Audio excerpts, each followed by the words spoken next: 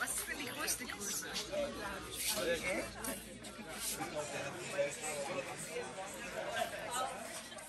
Ja, but that was on the other side when they came, when they were in Vifio. I've been also in the...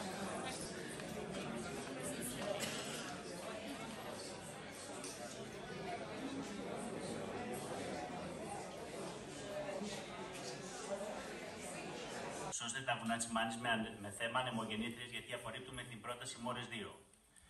Καταρχάς, θα θέλαμε να ευχαριστήσουμε την ΓΕΑ και τον διοικητή της κ. Κώστα Ξηδέα για την παροχή του χώρου αυτού, ώστε να μπορέσει να πραγματοποιηθεί η εκδήλωση αυτή, καθώς και τον κύριο Ρόλαν για την παραχώρηση του απαραίτητου ηχητικού εξοπλισμού. Τώρα, ποιοι είμαστε, πώς δημιουργήθηκε το Save Manis Mountains? Ήταν αρχές του περασμένου Αυγούστου, όπου πληροφορηθήκαμε ότι η Volton ΑΕ έφερε προς δημόσια διαβούλευση περίπου ένα μήνα πριν και συγκεκριμένα στις 12 Ιουλίου, την μελέτη περιβαλλοντικών επιπτώσεων του έργου αιωλική σταθμή παραγωγής ηλεκτρικής ενέργειας με τον διακριτικό τίτλο Μόρες 2, ισχύως 155,4 ΜΒ στην περιοχή Γαϊδουροβούνη των περιφερειακών ενωτήτων Μεσσηνίας και Λακωνίας, με καταληκτική ημερομηνία υποβολής ενστάσεων τη 12η Σεπτεμβρίου. Έτσι συστάθηκε γρήγορα μια μικρή ομάδα εργασίας πολιτών, όπου και είχαμε άμεση συνάντηση με τον Δήμαρχο κ. Γιώργο Φιουρέα.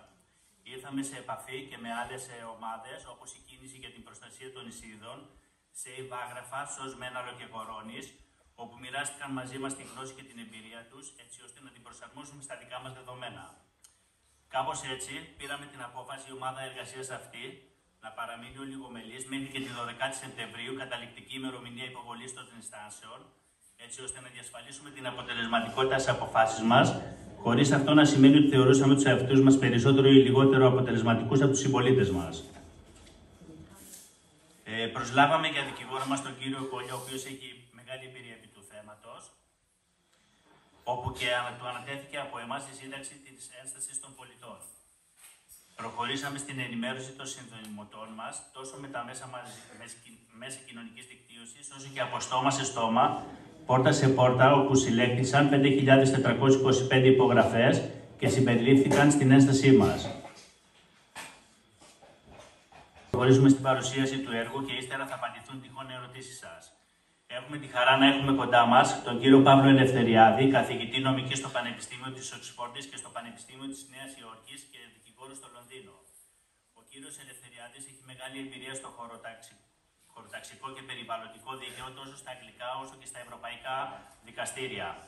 Από τον Αύγουστο του 2024 είναι άμυστος σύμβουλος του Δήμου Δυτικής Μάνης και συμμετείχε στην ομάδα εργασίας που ετοίμασε την επιστολή του Δήμου μας στη διαβούλευση για το έργο Μόρες 2 της εταιρείας Volton στην περιοχή Γαϊδουροβούνη. Παύλο, καλώς ήρθες. Ευχαριστώ πάρα πολύ. Σε ευχαριστώ πάρα πολύ. Σε ευχαριστώ για αυτή την πρόσκληση και την ευκαιρία που μου έδωσε και ο Δήμος. Ευχαριστώ και το Δήμο Δυτικής Μάνης για την ευκαιρία να βοηθήσω και εγώ λίγο σε αυτή την συζήτηση. Θα παρουσιάσω την πρόταση Μόρες. Έχω πάρα πολλές διαφάνειες.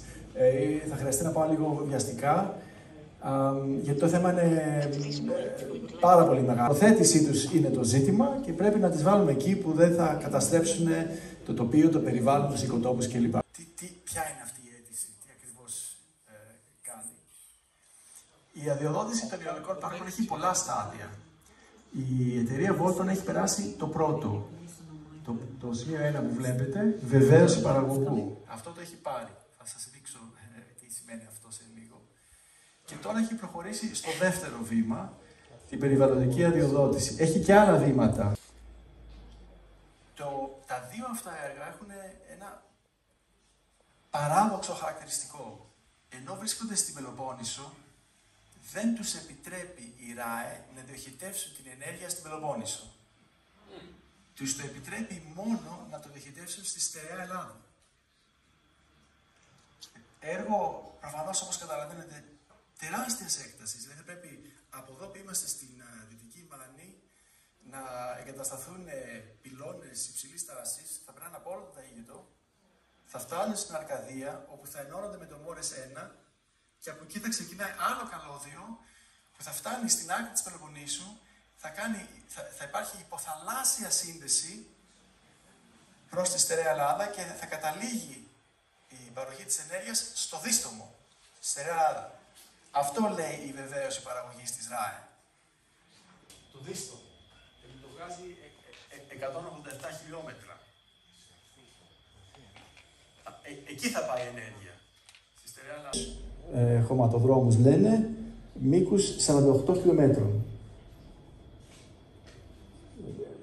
Το φυσικό τοπίο της Μάνης έχει μια μοναδικότητα στην Ελλάδα. Δεν είναι μόνο η φυσική ομορφιά, το φυσικό κάλος του βουνού. Είναι ότι τα χωριά έχουν ένα παραδοσιακό χαρακτήρα που δένει με τη φύση με έναν εντελώς σπάνιο τρόπο. Η μελέτη δεν αναγνωρίζει όμως την ουσία το φυσικό κάλος της περιοχής. Επικαλείται λοιπόν μια ειδική μελέτη. Η εταιρεία το αποδέχεται αυτό και λέει έχουμε μια ειδική μελέτη για την αξιολόγηση της οπτικής όχλησης. Εκπονήθηκε φωτορεαλιστική απεικόνηση με τη χρήση λογισμικού τάδε στην πρόσφατη έκδοσή του. Και το βρίσκεται στο παράδειγμα συνέπειες αυτού της παράληψης.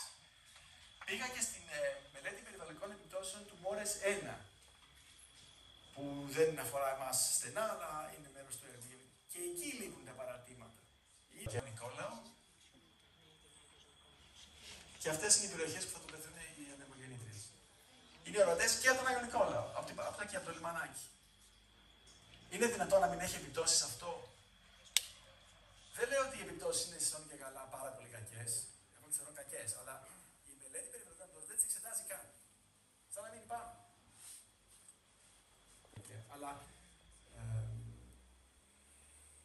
θα πάμε στο θέμα της απόστασης σε λίγο, αλλά και αυτό είναι μια τεράστια όχληση σε αυτά τα ορεινά χωριά, τα οποία σιγά σιγά αναπτύσσονται με διαφορετικά. Ναι, το Σκοτάς ήταν ο πρώτος που ξεκίνησε αυτό το μοντέλο.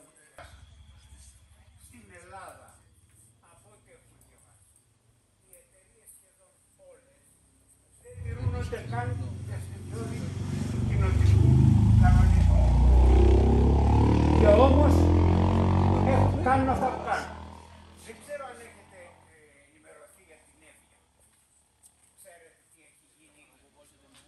Απίστευτα πράγματα. Εξαφανίστηκε το πιο όμορφο νησί.